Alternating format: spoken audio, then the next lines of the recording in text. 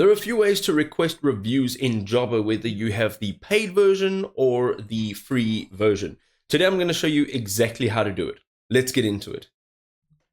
So to request reviews, you'll actually need a paid plan. And if you go into marketing over here, you'll actually be able to connect your Jobber account to your Google account, and you'll be able to receive your reviews directly from there. And you can then also send review requests to your clients. But if you're not running the free plan, it might be a bit of a problem. But if you go into apps, you'll actually be able to integrate third-party review apps. So let's just type in reviews over here, and you'll actually be able to integrate one of these apps into your Jobber account. Now, if you've worked with any of these brands before, then I suggest you go with that one. But for me personally, the Nice Job Reviews is fantastic. So once you go in here, you'll go ahead and you'll click on connect, and you'll be redirected.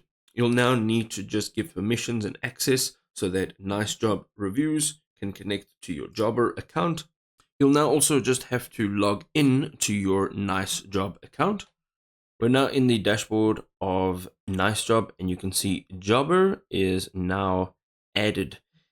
Right, so let's go back to Jobber, and you can see now here as well, it is added, and you can manage all of these reviews directly from the Nice Job dashboard over here. So you'll be able to actually send requests, and you'll be able to access the information on your Jobber account, for example, your client information, as well as all the jobs that are on there, so that you can send review requests directly when a job is complete.